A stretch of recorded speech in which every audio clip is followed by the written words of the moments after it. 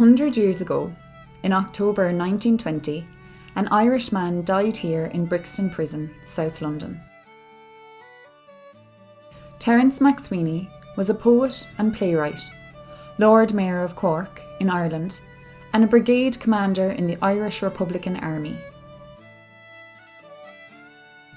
30,000 people filed past his coffin when it lay overnight in St George's Cathedral in Southwark. Crowds lined the street the following morning as his funeral cortege made its way to Paddington Station on its return to Ireland. MacSwiney had been brought to Brixton Prison from Cork to serve a 2-year sentence for what he believed were unjust charges. He began a hunger strike immediately in protest, and announced that he would be free within a month, alive or dead. His story grabbed the headlines, and for the next 9 weeks, updates on his hunger strike were rarely out of the papers. Worldwide sympathy for MacSwiney grew, and Britain's reputation diminished as the reigning monarch, George V, and Lloyd George, his Prime Minister, argued as to whether MacSwiney should be released. Whilst gambling your life for such a short sentence might seem strange to us, MacSwiney, a passionate Republican, saw it as the ultimate protest against the legitimacy of British courts in Ireland. 6 years before he was arrested, the Home Rule Bill, which would have granted autonomy to Ireland within the United Kingdom, gained royal assent. However, the outbreak of the First World War in September 1914 prevented its implementation. This did not stop 49,000 Irishmen losing their lives fighting for the Empire. In the midst of the war, on Easter Monday, April 24th, 1916, an armed uprising took place, mainly in Dublin. The Irish Republicans were easily defeated by the British Army, with their greater numbers and heavier weapons. The execution of 16 rebel leaders in early May did much to bolster the call for independence. This increased support could be seen in the general election of December 1918, when 70% of the seats in Ireland were won by Sinn Féin, the pro-independence party. Sinn Féin refused to recognise the Westminster Parliament any longer and formed a breakaway government in Dublin, the first Dáil Éireann. A guerrilla war broke out between the Irish Republican Army and the British forces shortly afterwards. The death of many policemen and soldiers led to the outlawing of Sinn Féin and the Dáil. The political situation was not helped when, in 1919, the British prevented Irish independence being discussed at the Paris Peace Conference. By 1920, the year MacSwiney was arrested, there were nearly 80,000 British soldiers in Ireland, supported by 7,000 black and tans. These irregulars gained a reputation for police brutality and became notorious for reprisal attacks on civilians and their property, including extrajudicial killings, arson and looting. Their actions were not only condemned in Ireland, but also by some on the British mainland. This film imagines the effect that Terrence's hunger strike might have had on 3 women: his wife, Muriel MacSwiney, her close friend, Geraldine O'Sullivan, and his mother-in-law, Mary Murphy. Lord Mayor of Cork arrives in Brixton Prison.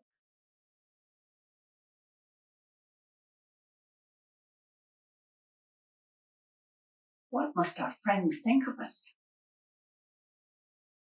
I had hoped to keep this out of the British press, but unfortunately, my son-in-law has a penchant for the grand gesture. I'll be free in a month, alive or dead, his ultimatum. In other words, release me or I'll kill myself. If you ask me, these hunger strikes amount to little more than bribery.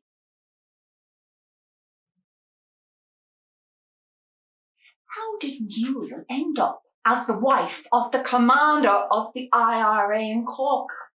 We lost many a fine young man in the Great War, but, even so, there was no need to choose a terrorist.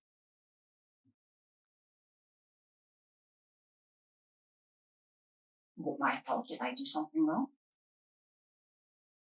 Why do young women brought up in comfortable circumstances feel this need for danger? Terry understands me, Mother. Unlike you, he has time to talk to me. But, of course, he had time to talk to her. What else do you do when all your courting takes place in a prison cell? I mean, it's not as if you're going to talk about what the chef would have for dinner, is it? And then there was this nonsense that MacSwiney thought her brave. Well, of course, she could be brave. It was our money that got her out of any tricky situation. Her poor father. I'm just glad that he's not alive to witness this. It would break his heart. All the care that he took with her investments, his concern that no matter what, she would always be secure. And now look where that's all gone. My father cannot resist any opportunity to give me advice. Geraldine, whatever you do, just make sure that you know where you stand on this matter. In other words, decide whose opinion you will follow, preferably his. He finds it impossible to conceive that I might have my own opinion. Luckily, I was in London on personal business when news about the hunger strike broke. I've known Muriel Murphy for years. Our fathers have the same business interests, banking and brewing, and our mothers socialise regularly in Cork. Afternoon tea, bridge, charitable events, that sort of thing. I was with Muriel the first time that she set eyes on Terry. She was smitten. Oh, she'll tell you now that she was interested in Irish nationalism long before she met him. Of course she was. But let's just say that meeting Terry did not quell her passion for the cause. We both joined Cumann na mBan at the same time, and I was her bridesmaid when she married Terry during his internment in Herefordshire. None of her family came, which isn't surprising considering her mother tried to get the Bishop of Cork to stop the wedding. And married life has not been easy for Muriel, what with Terry having spent the last 3 years either on the run, in jail, or sleeping in a safe house every night when things got too dangerous. I do worry about Terry's ultimatum. The Brits have said quite publicly that they will not release hunger strikers on health grounds anymore. So Muriel might have to watch the man she loves fade away. Supposing that should happen, will I really know where I stand then?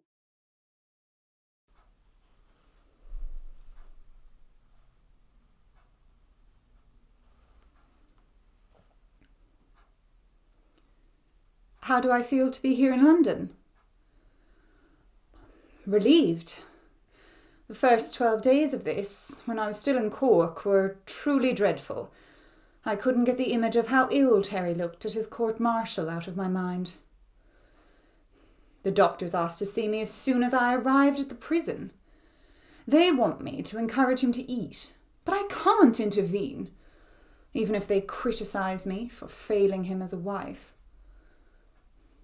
I must make it clear to everyone. This is a matter of conscience for Terry. Anyway, I'm sure there's nothing to worry about. Terry has been on hunger strike before. The whole thing could be over in a month.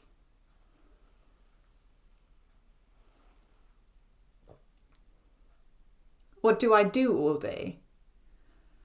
Well, my days are full.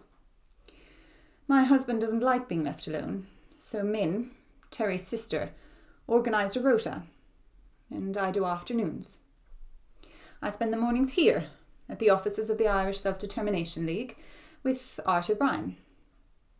Art works very hard for us, organising the publicity, which is terribly important.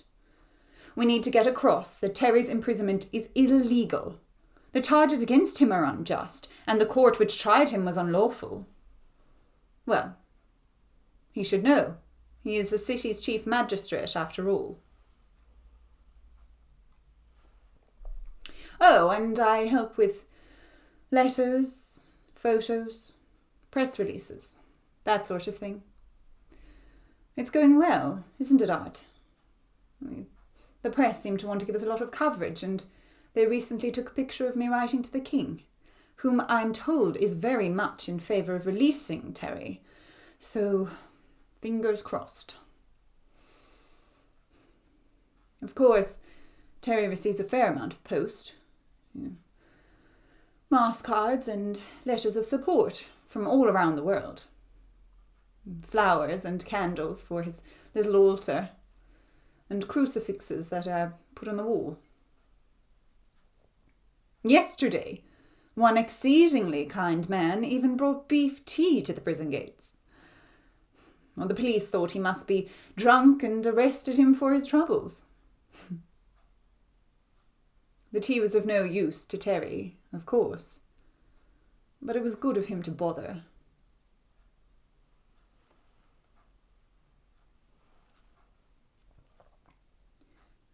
And how am I being treated?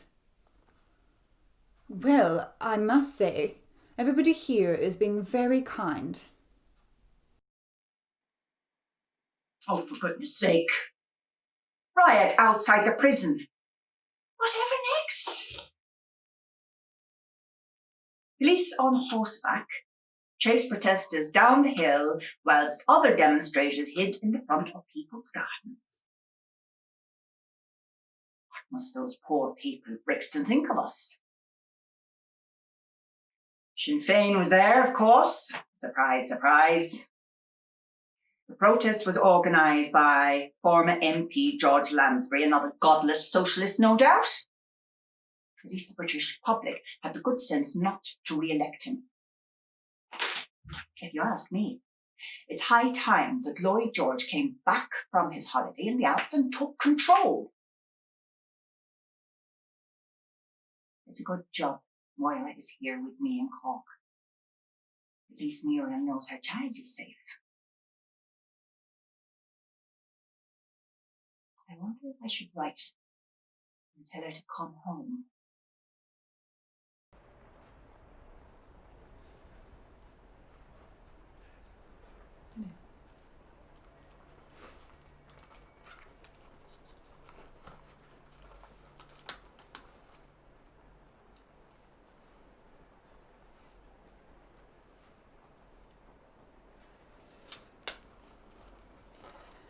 Terry wasn't looking at all well today, so I was glad that I had some good news to bring him. There was the usual, of course, about the big institutions in Cork passing resolutions condemning his incarceration, but we've come to expect that. No, what really cheered him up was the news that Sir James Long, chairman of Cork's Harbour Board, had written to the King asking him to rescind his knighthood. All because he felt that the charges against Terry had no substance. It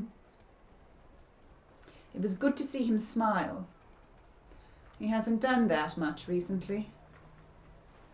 Apart from when I told him that the GAA had cancelled all their games in support of him. He didn't approve, of course. Thought that the working men needed their recreation.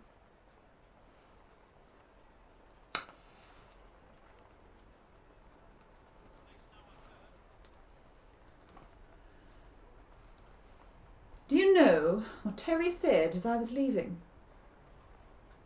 He said he was sorry for putting me through all this. Imagine everything that he is going through, and he is worried about me. I wasn't quite sure what to say, so I made a joke of it. I told him that I was seeing more of him now that he was in prison than I did when we were married.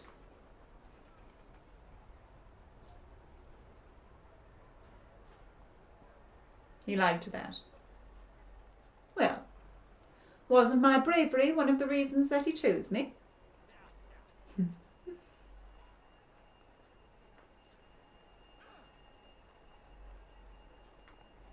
Yes.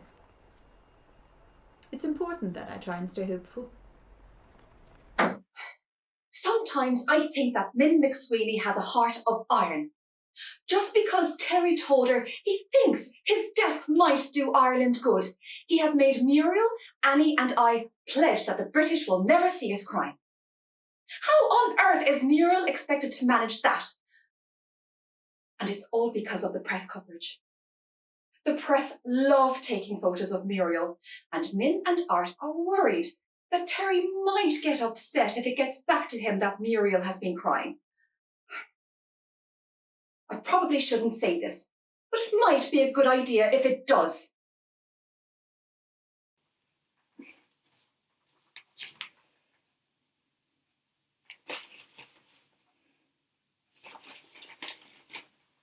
If Mother wasn't minding Mora in Cork, I swear I would never speak to her again.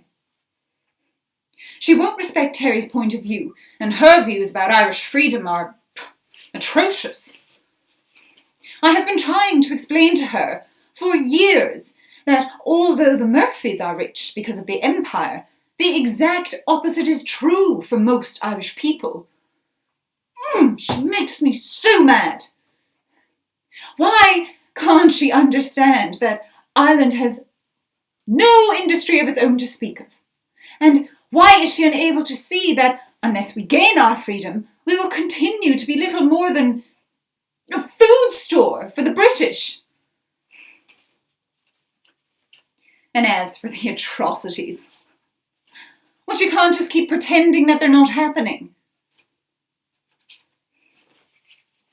If I didn't have to be here, I should go straight back to Cork and make Charles our driver, take her around the villages in the county so that she could see the damage the Black and Tans have done for herself.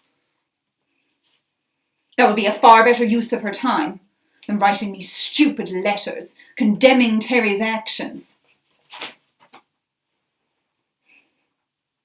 It really is too much.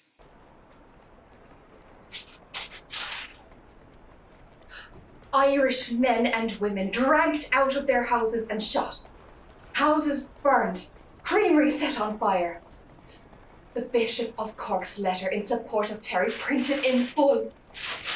In the Times of London, no less. Read all over the empire, so they tell me. Now let's see anyone in power try saying that they didn't know about the atrocities caused by the Crown forces in Ireland. And listen to himself, Bishop Collin even telling his British masters how to behave. The men who committed these murders must be brought to justice in the proper way. There should be no place in our legal system for random executions as a means of retribution. And there was I, thinking your Grace's holy feet were planted very firmly on the side of the empire, and that soldiers, to the cause of Irish freedom, like me, were terrorists who should be excommunicated from the church. But will your letter make them act? There's been no sign that it will so far. Word is, King George and Queen Mary want to release Terry, but the government won't let them. And this is the same government who didn't mind Irish forces dying in the Great War in support of the right for small nations like Belgium to self-determination.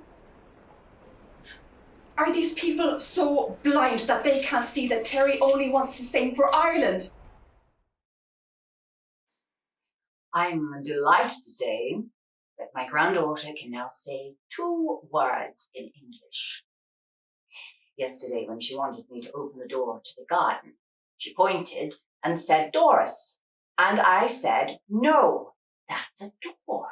And straight away she said "door" back to me. And then today, when her doll fell to the ground, she cried out, "Bagaboo!" And I said, "No, that's a doll, not a bagaboo. Say doll, and Granny will pick it up for you." It was a bit of a struggle, but got there in the end. It's her father's fault, of course, insisting that Moira was brought up to speak only Irish. But luckily she's young enough so she'll pick English up quickly, and so she won't be held back. Who speaks Irish anyway these days? Those rebels should realise that the British did us a favour by getting rid of it. How Muriel thought her own father would have traded with the rest of the world speaking only Gaelic, heaven knows.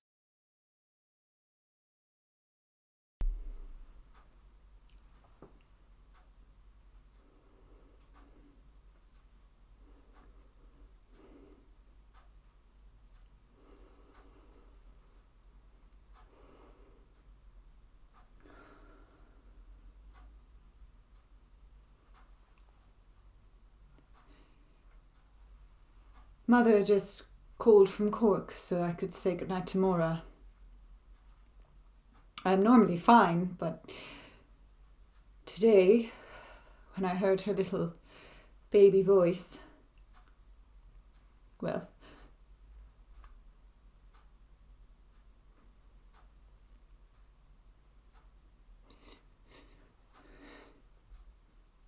Maura calls the phone Dada.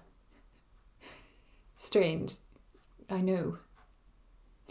But you see, Terry was rarely at home with us, which meant that Maura never really knew what it was to have a father. But each time the phone rang, I'd say, "That's Dada." So she thought that Dada and the phone were the same thing.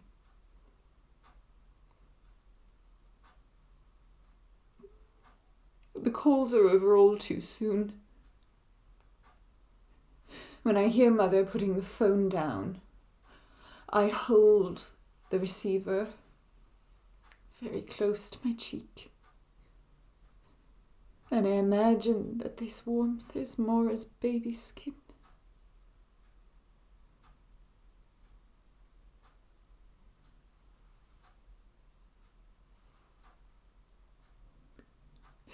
I wish I could tell Terry how much I miss her. But that would just upset him.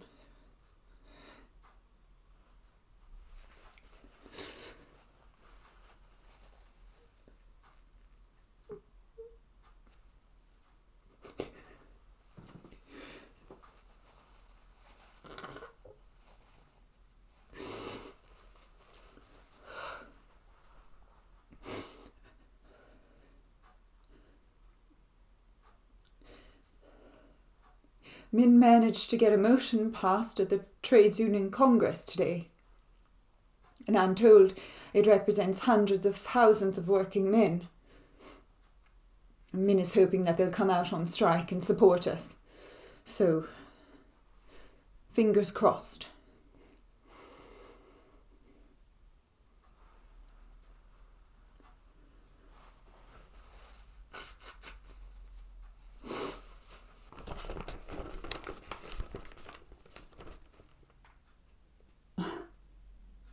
No. What's this? The SS Baltic has been seized by Irish dockers in New York. No one can disembark and the cargo has been left on the quayside. Wonderful. Well, Terry will be delighted. Oh. Note from Art. Just to let you know that Marcus Garvey, leader of the African American Dockers, has sent a telegram of support to Cork Corporation. Art must be pleased. He didn't think there was a good enough relationship between the two groups for that to happen.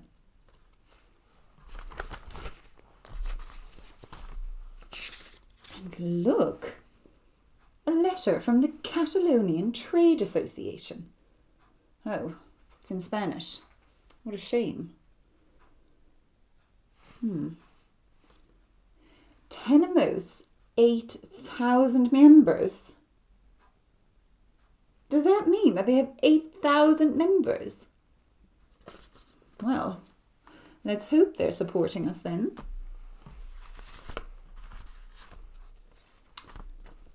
Oh. The Dale School, Petersfield, Hampshire. School children. The sweetest thing. We want to send you a message to show that some people still admire great courage and are not wholly insensible to the sufferings of the Irish people. How charming. It must be a wonderful school.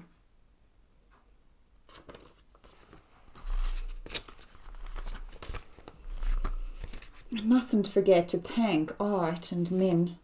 They are certainly keeping Terry on the front page.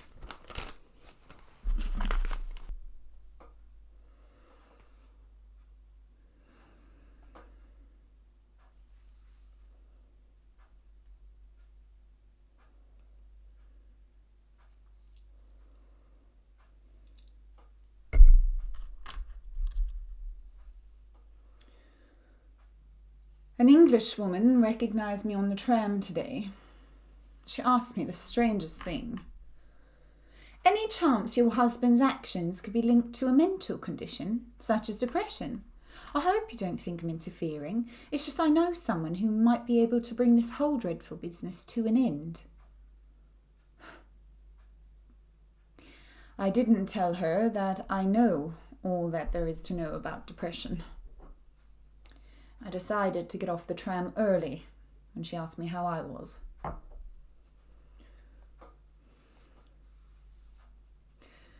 It's been 6 weeks now. And if anyone asked me what the worst thing was, apart from the ever-present fear that Terry might die,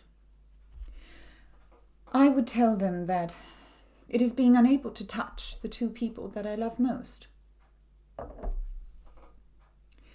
I miss Maura dreadfully. And Terry's neuritis is so painful that I can no longer hold his hand or kiss his forehead.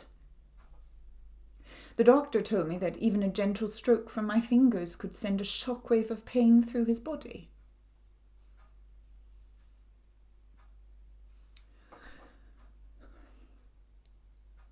I feel very naive. I thought the worst Terry would experience would be severe hunger. But the pain he is in is terrible. One of his nurses told me that this is the body fighting to survive.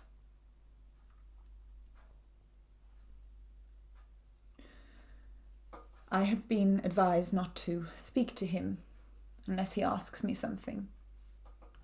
Breathing, never mind speaking, is exhausting for him. It doesn't matter anyway.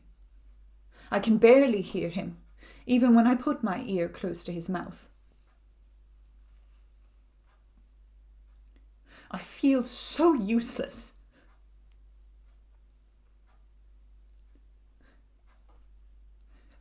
Another thing I despise myself for is the amount of relief I feel when my visiting time is over and I can leave him. I hate myself for being so pleased to be out of that room, to not have to sit there and listen to the clock ticking, the rasping sound of Terry's breathing, whilst I look at him and think, what if none of this makes any difference?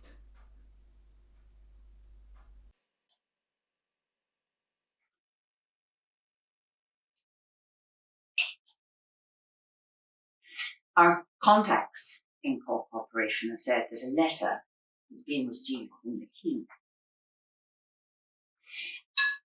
In spite of everything that Muriel had been told, it seems that he's unwilling or unable to help. I'm not surprised. We have a constitution for a reason. I mean, if the King had given way, then the whole administration of law and order would have broken. If you ask me, we should be concentrating on those poor policemen who the IRA murdered in the cause. What about their wives and children? Does anyone think about them? I do feel for my daughter, though.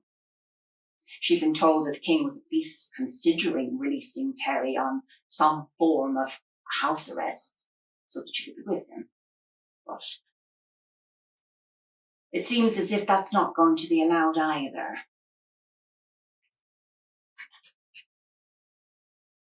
It's nice having Moira here with me in Montenotte, but it does seem wrong that she may never see her father again.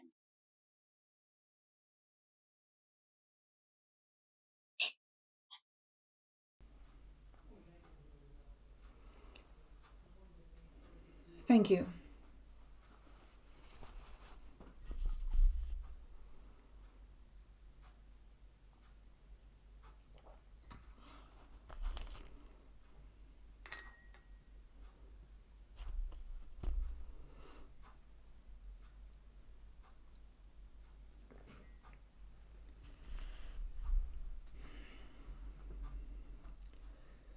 More churchmen visited today. This time it was 3 bishops, 2 from Ireland and Archbishop Mannix from Australia. And they said they'd pray for me as they left. I didn't tell them, but the Catholic Church has never meant very much to me. Don't get me wrong. I have nothing against it as an institution. I've just never believed in its teaching. Terry, of course, is devout.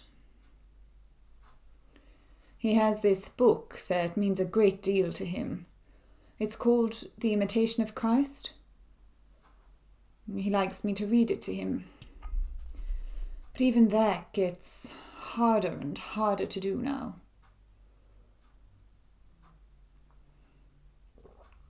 I hate the way in which he has been brainwashed. You know, religion and politics are merged in his mind. And Terry thinks that in following Jesus, he is doing something sacred for Ireland. But I disagree. He'd be far more use to the country alive.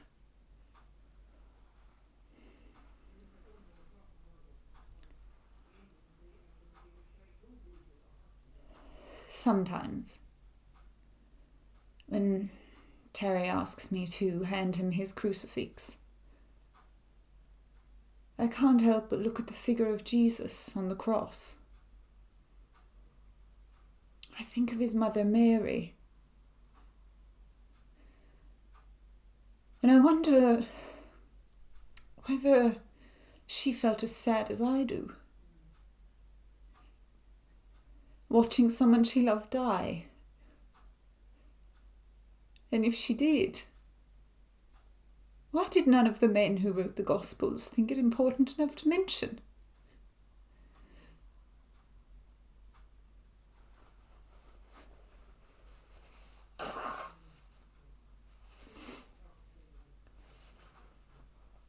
I know that the end is coming soon.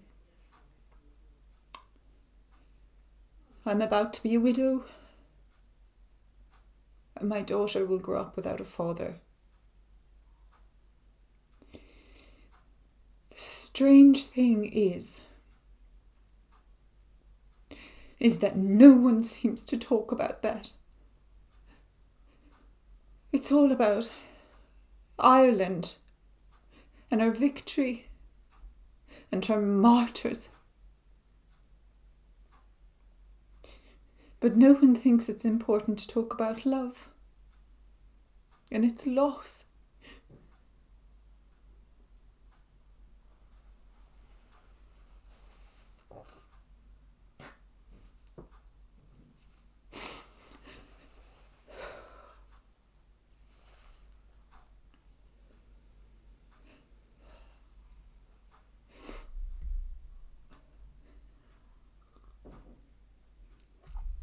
Sometimes I wonder if my daughter has any idea of the effect that this is having on me here in Cork.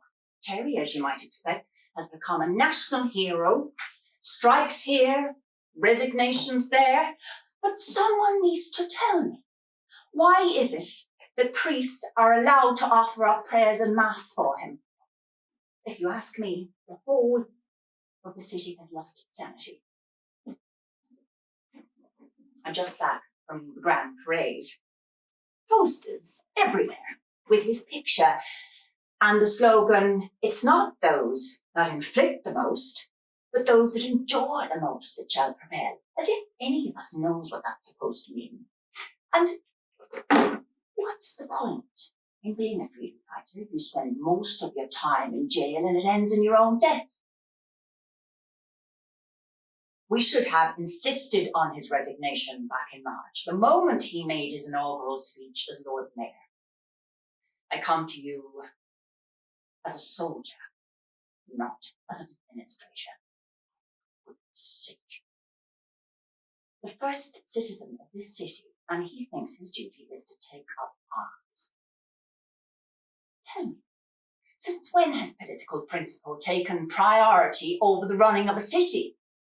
His duty is to Cork citizens, their housing, public health, transport, jobs, the things that a city needs to make it work. And no one is going to tell me that the whole of Cork Corporation agrees with his actions, because I know that's not true. I wouldn't have minded as much if he had consulted Muriel when he was elected, but he didn't.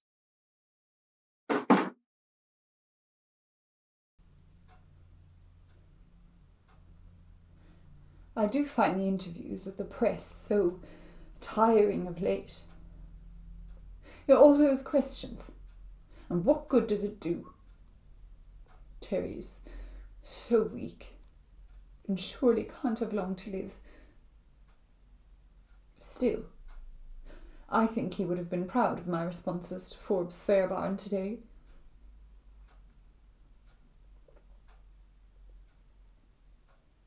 I am positive he will see his task through, said the Lady Mayoress.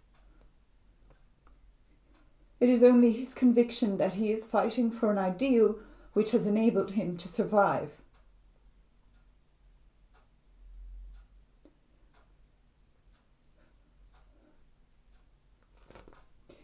I am fully reconciled to hearing of his death.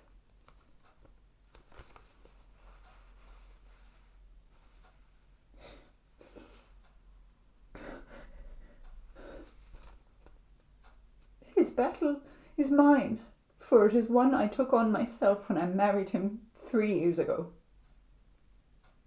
Our lives since then have been mainly spent evading my husband's arrest or waiting to be united through his release from prison. The role I am now playing is one to which I have been long accustomed.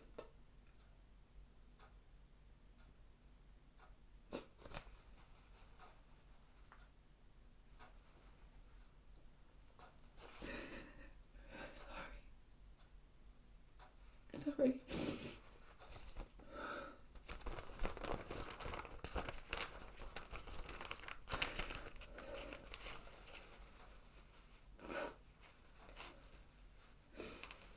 Mayor MacSwiney will be pleased.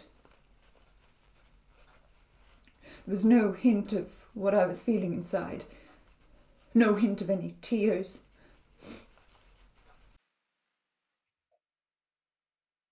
I'll say one thing about the MacSwiney family. They've certainly got fight in them. We got more bad news today. The Labour Party announced that they won't be calling a general strike in support of Terry. Things don't look good. So tomorrow, we're hand-delivering letters to all the embassies and consulates in London. Terry needs their support. I went leafleting in the East End today, and I could not believe how such a rich empire would have this kind of poverty at its very heart. The effects of the war and the flu pandemic were everywhere. Limbless men begging on the streets. A deranged, gas-shocked man ran after me, ranting and waving his arms, telling me to get down quick, because the Germans were going to start shooting again. And if that wasn't bad enough, the worst sight of all. Hungry children everywhere, crying because there was no food. It made it a bit easier for me to understand why Terry's freedom and Ireland's cause just aren't a priority for the Labour Party right now.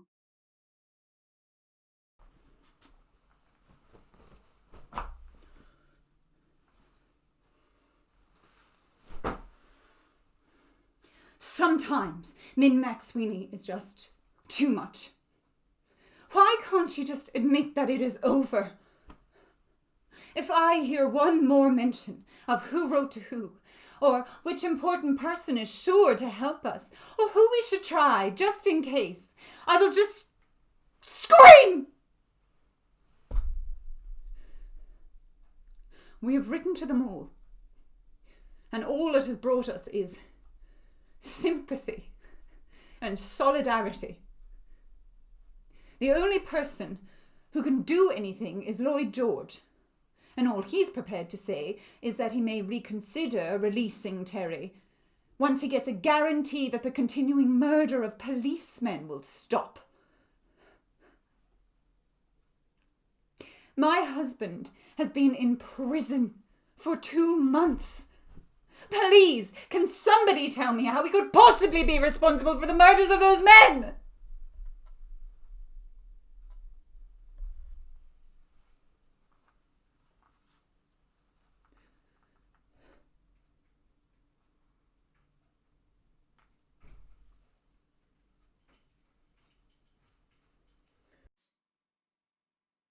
Interesting. Cardinal Bourne has refused Mary MacSwiney's request that her brother's body lie in Westminster Cathedral in the event of his death. I should think so too. Did no one tell MacSwiney that he's committing the most grievous sin by taking his own life? You're there with me, thinking that his saving grace was that he was a devout Catholic. I'm sure they'll find somewhere else to take him. I'm told that Bishop Amigo of Suffolk in the south of London is a supporter, a Gibraltarian, I believe.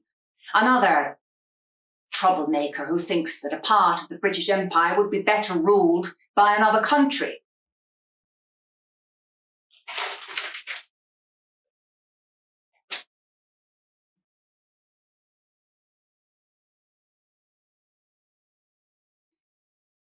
Muriel didn't sound too good on the phone the other night. I'm not surprised. This has been going on for nearly 8 weeks. I hope it's over soon. Well, that sounds dreadful, doesn't it? As if I'm wishing my son-in-law dead. I'm not. That would be the most dreadful sin, mortal even. It's just that if he's going to die anyway, then it might as well be quick. For Muriel's sake.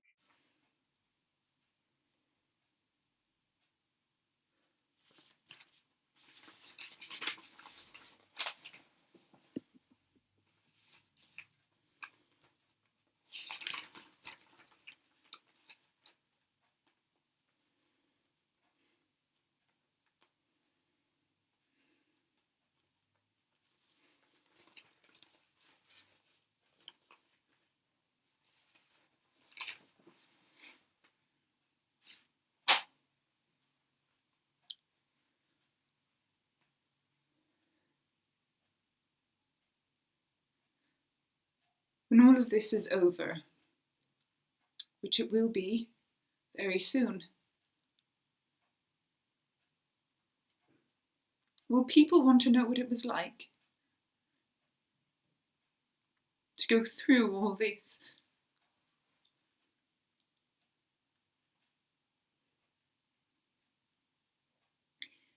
I think I would prefer them to ask me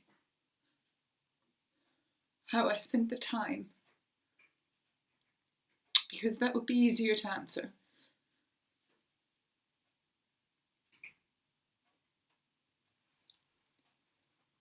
But if they have to know I will tell them to imagine the person that they love most dearly, hold most precious in the whole world, the person without whom life has no meaning.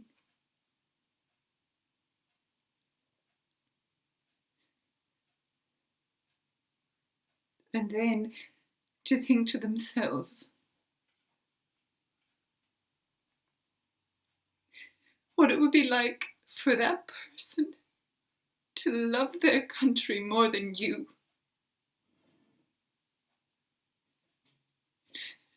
And for you to be unable to do a single thing to change that.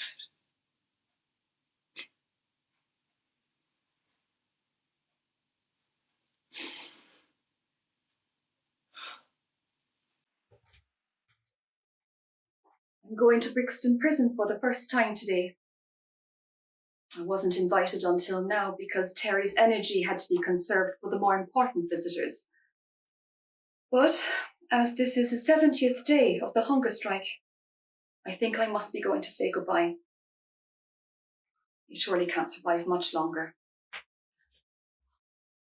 Our letters to the embassies didn't do any good. King George is still trying to persuade his government to change their mind, but they will not budge. Even though Ramsay MacDonald told him that the country's reputation throughout the world is in tatters. And the press have started being really horrible. The Daily Mail wrote an article saying that Terry was making grenades in Ireland. Others that he's only alive because food was smuggled into him.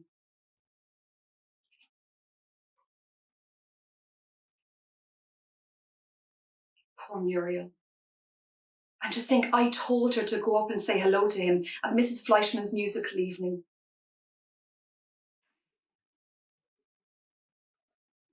So, it's over. After 74 days. The end. Well, babies are perfect. I should know. I've had 6 of my own.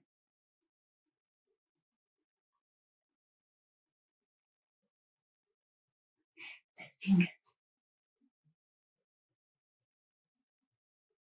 Every detail, from the knuckle to the nail, complete in its perfection. And you hold their little fingers in your hand and you thank God for the privilege of giving birth to them. And you pray from the deepest part of your being that no harm will ever come to them. I wonder what Terry's mother would think if she were alive now. She must have held his tiny baby hand in hers. Could she ever have imagined that his life would end like this?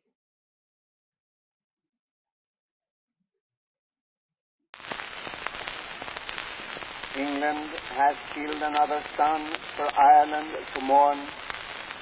She has robbed another woman of the joy of her life and made another orphan sad for the father she must never know. And Lloyd George is proud of his work, proud that he has given proof that the British Empire is not done for yet, a proof that we do not gainsay, for it is truly a proof that